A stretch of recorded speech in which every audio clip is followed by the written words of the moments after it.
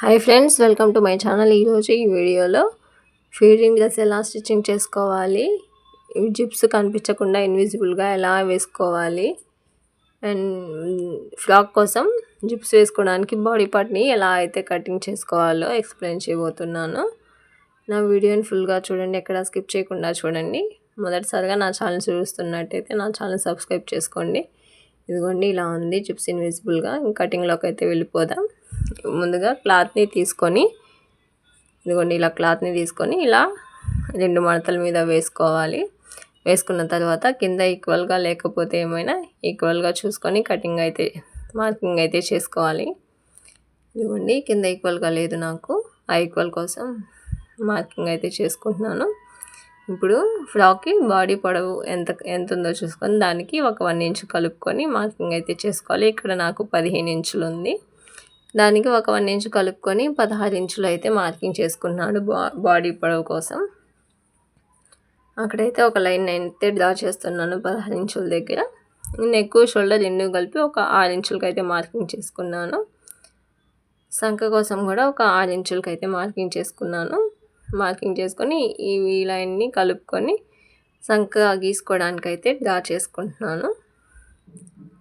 ఇలా డ్రా చేసుకున్న తర్వాత చెస్ట్ లూజ్ని నడుము లూజ్ని అయితే కొలుచుకోవాలి. ఇక్కడ చెస్ట్ లూజ్ అయితే నాకు 38 వచ్చింది.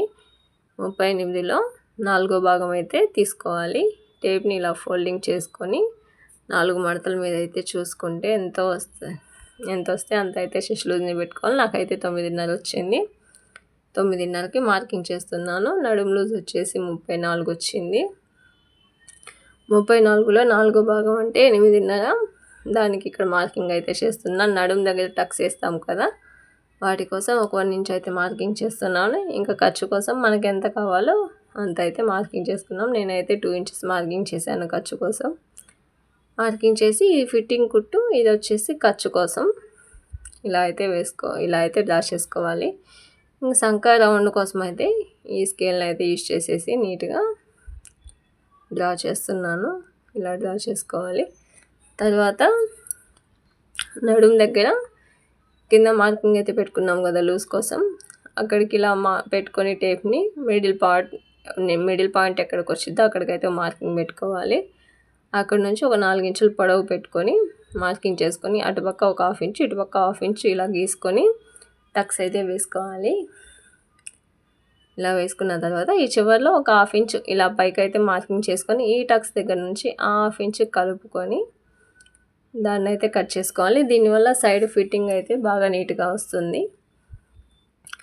మనం మార్కింగ్ అంతా చేసుకున్న తర్వాత ఒకసారి చెక్ చేసుకొని కటింగ్ అయితే చేసేసుకోవాలి క్లాత్ని. ఇంకా వీడియోలో చూపిస్తున్నట్టు మార్కింగ్స్ అన్నీ కంప్లీట్ అయిపోయాక కటింగ్ చేసేసుకోండి. ఈ కటింగ్ అయిపోయాక ఫ్రంట్ పార్ట్ని కట్ చేద్దాము. ఇదైతే ఓన్లీ బ్యాక్ పార్ట్ ఒకటే. ఇక్కడ నేను బ్యాక్ పార్ట్ ఒకటి మాత్రమే కటింగ్ చూపించాను. దీని తర్వాత ఫ్రంట్ పార్ట్ని కట్ చేద్దాము. ఇక్కడ కుట్లు వేయడానికి చిన్న టక్స్ అయితే పెట్టుకుంటున్నాను. బ్యాక్ పార్ట్ అయిపోయింది. ఇప్పుడు ఫ్రంట్ పార్ట్ కోసం క్లాత్ని తీసుకొని 2 మడతల మీద వేసుకోవాలి. వేసుకొని బ్యాక్ పార్ట్ని తీసుకొని ఇలా పెట్టుకొని దానిపైన సమానంగా బ్యాక్ పార్ట్ ఎలా అయితే ఉందో సేమ్ అలాగే ఇది కూడా మార్కింగ్ చేసుకోవాలి. ఇదిగోండి, బ్యాక్ పార్ట్ ఎలా అయితే ఉందో సేమ్ దానిలాగే మార్కింగ్ అయితే చేస్తున్నాను. ఇక్కడ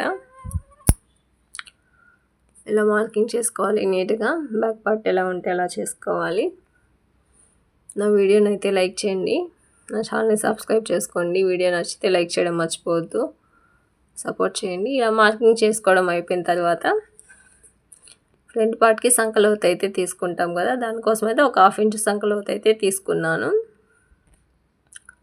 ఇలా సంకలోతు తీసుకొని ఇక్కడైతే జస్ట్ కుట్లు వేసుకోవడానికి ఒక జస్ట్ చిన్న మార్కింగ్ అయితే పెట్టుకున్నాను. దీని తర్వాత నెక్ కోసం 2.5 ఇంచ్ అయితే మార్కింగ్ పెట్టుకొని నెక్ డౌన్ ఒక 6 ఇంచెస్ మార్కింగ్ ఉంది. నెక్ డౌన్ 6 ఇంచెస్ మార్కింగ్ పెట్టుకొని నెక్ గీసుకోవడానికి అయితే ఒక బాక్స్ షేప్ని అయితే డ్రా చేసుకుంటున్నాను. ఇక్కడ నేను నెక్ ఏం కట్ చేయట్లేదు, జస్ట్ ఇలా మార్కింగ్ ఒకటే పెట్టుకున్నాను అంతే. ఒకసారి జాగ్రత్తగా చూడండి, ఇక్కడే జాగ్రత్తగా చూడాలి. ఇప్పుడు షోల్డర్ని ఇలా పెట్టుకొని చివరి నుంచి ఇంకోటి మిడిల్లోకి ఇలా ఫోల్డ్ చేసుకొని టేప్ని కరెక్ట్గా షోల్డర్కి మధ్యలో భాగం ఎక్కడికి వచ్చిందో అక్కడికైతే ఒక మార్కింగ్ అయితే చేసుకోవాలి. ఇప్పుడు మనం ఇక్కడ 3 ఇంచెస్కి ఒక మార్కింగ్ పెట్టుకొని ఆ 3 ఇంచెస్ మార్కింగ్ నుంచి ఒక 2 ఇంచెస్ మార్కింగ్ అయితే పెట్టుకోవాలి. ఇప్పుడు పైన షోల్డర్ దగ్గర నుంచి టేప్ని అయితే ఇలా పెట్టుకొని ఒక 10.5 ఇంచులకి అయితే మార్కింగ్ చేసుకోవాలి. ప్రిన్స్ కట్ కోసం మనం చేసుకుంటాం కదా, అలా అయితే మార్కింగ్ చేసుకోవాలి. అలా మార్కింగ్ చేసుకున్న తర్వాత ఆ 10.5 కోసం పెట్టుకున్న డాట్ని ఈ 2 డాట్స్ని అయితే కలుపుకోవాలి. ఇటు అయితే కొంచెం స్ట్రైట్గా, ఇటు చూడండి కొంచెం వంకరగా గీసాను. అలా గీసుకొని ఇంకా డాట్ నుంచి పైన షోల్డర్ దగ్గర పెట్టిన మిడిల్ పాయింట్కి ఇలా స్ట్రైట్గా అయితే మార్కింగ్ వేసుకోవాలి. జాగ్రత్తగా చూడండి, మార్కింగ్ ఎలా చేశాను అన్నది చూసి నీట్గా ట్రై చేయండి. ఇప్పుడు ఇలా పెట్టుకున్న తర్వాత మనం మార్కింగ్ చేసుకున్న నెక్ దగ్గర నుంచి ఇటువైపుకి ఒక 1/2 ఇంచు, సంక వైపుకి ఒక 1/2 ఇంచు ఇలా అయితే ఎక్స్ట్రా పెట్టుకోవాలి. ఎక్స్ట్రా పెట్టుకొని అది కూడా కలిపి కట్ చేసుకోవాలి. మనం అయితే 1/2 ఇంచ్ దగ్గర నుంచి సంక దగ్గర, ఇదిగోండి సంక దగ్గర ఇలా అయితే రౌండ్ తీసేసుకొని కటింగ్ చేసుకోవాలి. ఇటువైపు కూడా ఒక 1/2 ఇంచ్ ఎక్స్ట్రా అయితే పెట్టుకోవాలి. అది మనం మధ్యలో ఇదిగోండి కింద ఇక్కడ ప్రిన్స్ కట్ కోసం కటింగ్ చేసుకుంటాం కదా, దానికోసం సైడ్కి ఒక 1 ఇంచ్ అయితే మార్కింగ్ పెట్టుకొని ఇలా క్రాస్గా లైన్ని డ్రా చేసుకోవాలి. అప్పుడే ఫిట్టింగ్ బాగా వచ్చింది. ఇలా మార్కింగ్ అంతా అయిపోయాక కటింగ్ అయితే చేసుకోవాలి. ఇక్కడ ఈ 1/2 ఇంచ్ని అయితే అటు ఇటు ఎందుకు ఎక్స్ట్రా పెట్టామంటే ఇది మిడిల్లో కట్ చేసినప్పుడు మళ్ళీ జాయిన్ చేసుకున్నప్పుడు ఖర్చు కోసం కావాలి కదా, అందుకోసం అయితే పెట్టుకున్నాము. ఇదిగోండి ఇక్కడ 1/2 ఇంచ్ ఎక్స్ట్రా నేను పెట్టిన మార్కింగ్ ఉంది కదా, అక్కడికైతే కట్ చేస్తున్నాను. జాగ్రత్తగా చూడండి, జాగ్రత్తగా చూసి జాగ్రత్తగా కట్ చేసుకోండి. ఇలా చేశాక ఈ మిడిల్లో కూడా కట్ చేసుకుంటున్నాను.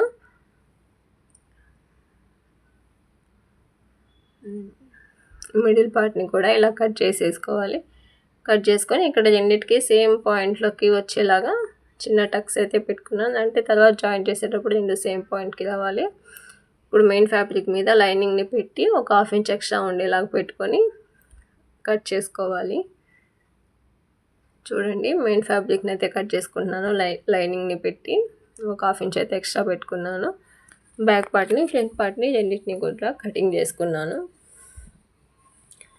కటింగ్ చేసుకున్న తర్వాత లైనింగ్ని మెయిన్ ఫ్యాబ్రిక్ని రెండింటిని జాయిన్ చేసుకోవాలి. ఇప్పుడు లైనింగ్ని మెయిన్ ఫ్యాబ్రిక్ని రెండింటిని జాయిన్ చేసుకుంటే ఎక్స్ట్రా ఉన్న క్లాత్ని కట్ చేసుకొని నీట్గా ఇలా అయితే రెడీ చేసుకోవాలి.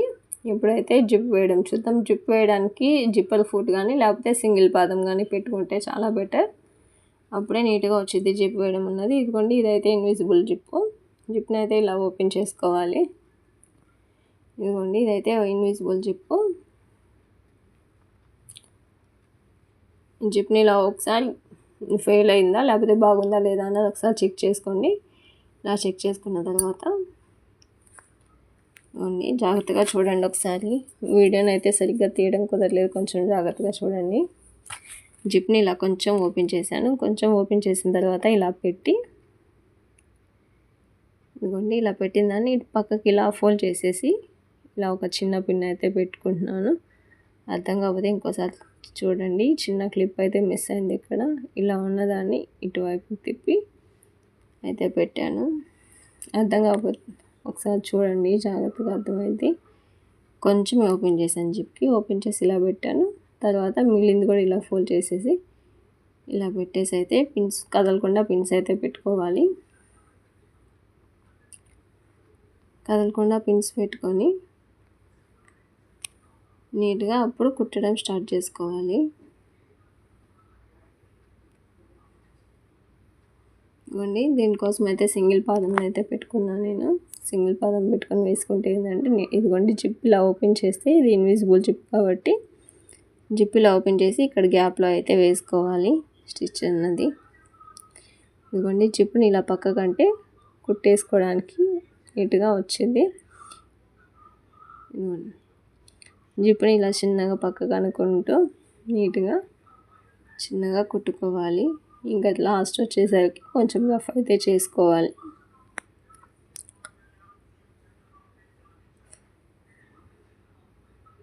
జాగ్రత్తగా చూడండి.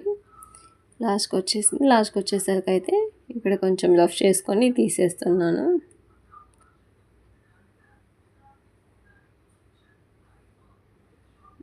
కట్ చేసుకున్నాను. ఇప్పుడు రెండో వైపు కూడా పిన్స్ పెట్టాం కదా, కదలకుండా అలాగే పెట్టేసి జిప్ని ఇలా సింగిల్ పదం పెట్టి కుట్టేసుకోవాలి. చూడండి జాగ్రత్తగా. ఇవన్నీ ఇలా పెట్టుకొని జిప్ని ఇలా ఓపెన్ చేసుకుంటే ఇన్విజిబుల్ జిప్ అయితేనే ఇలా నీట్గా వచ్చిందని ఇన్విజిబుల్ జిప్ని వాడాలి. జిప్ని కొంచెం ఇలా పక్కకి ఇలా అనుకుంటే కుట్టేసుకోవడానికి బాగా కుదిరిద్ది. జిప్ని కొంచెం చేత ఇలా పక్కకు అనుకోవాలి. పక్క అనుకొని నీట్గా కుట్టు అయితే వేసుకోవాలి. ఇలా వేసుకోవడం వల్ల ఇన్విజిబుల్ జిప్ అయితే చాలా అంటే చాలా నీట్గా వచ్చింది. నార్మల్ జిప్ కన్నా జిప్ ఉన్నట్టు కూడా కనిపించదు. ఇలా కుట్టడం అయిపోయిన తర్వాత ఇదిగోండి ఇలా అయితే వచ్చింది. ఇదైతే జాగ్రత్తగా చూడండి. ఇదైతే జస్ట్ ఇలా కొంచెం ఫోల్డ్ చేసేసుకొని జిప్ని లాగేసుకుంటే జిప్ అయితే రెడీ అయిపోతుంది. ఇక్కడ నాకు కింద అయితే కొంచెం గ్యాప్ ఉంది జిప్పుకు. అదైతే చిన్న స్టిచ్ చేసుకుంటాను రెండు జాయింట్ అయిపోయేలాగా. ఇప్పుడు రెండో సైడ్ జిప్ని కూడా సేమ్ ఇదే విధంగా అయితే కుట్టుకోవాలి. ఇదిగోండి ఇక్కడైతే కొంచెం గ్యాప్ వచ్చింది.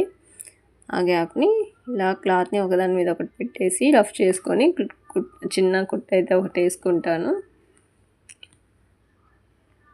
వీడియోలో చూపిస్తున్నట్టుగా చూడండి.